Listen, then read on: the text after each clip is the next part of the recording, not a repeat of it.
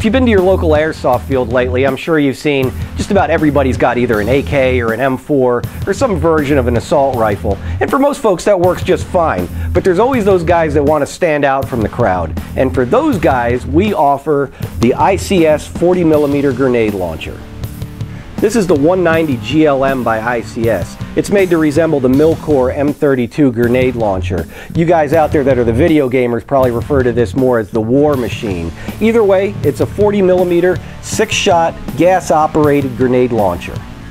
This gun is all polymer construction, and it weighs in at around 4 pounds 7 ounces, so it's fairly lightweight for its size. Although when you add the 6 40mm aluminum grenades to the package, it does get the weight up to around 7 pounds 7 ounces fully loaded, so it is fairly substantial when you do load it. The gun comes with an adjustable stock, which is pretty much a standard M4 style crane stock. This is adjustable for 6 positions as far as the length and 2 positions as far as the height.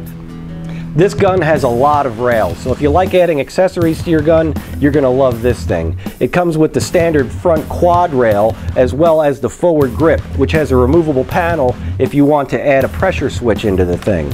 Obviously it has no sights, but it does come with the scope mount, so if you want to add some sort of sight to this thing, you can add either an optic or a red dot of some sort.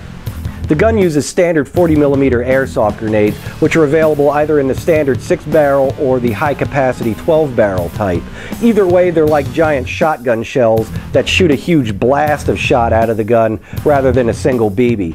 I should mention that it's a real pain in the neck to reassemble these things, so you should resist the urge to take them apart to see what's inside of it, because putting them back together is a real pain in the ass. In order to load the grenade, you first have to press the button on the back of the grenade in order to seat the valve before you load it. You then add the gas to the valve on the front of the grenade to pressurize it, and then add the BBs after that. You can actually fire these things by hand by just pressing the button, and it will fire on its own. I should mention that it's usually best to add the gas first and then the BBs second, because if you put the BBs in first and then go to add the gas and the valve's not pressurized properly, it'll fire all those BBs up in your face. So it's good to make sure that the valve is pressed down first and you get the gas in it, and then add the BBs third. In order to load the gun, you first pull the release located here, which allows you to rotate the back of the cylinder and then just manually stick the grenades in this way.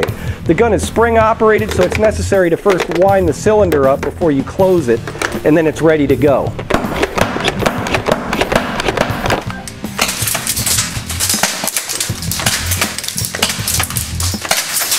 It's a little big and ungainly to be running around the battlefield with one of these things, but if you want something different than your average M4 or AK, nothing's going to show your individuality better than showing up with a 40mm grenade launcher to the next party.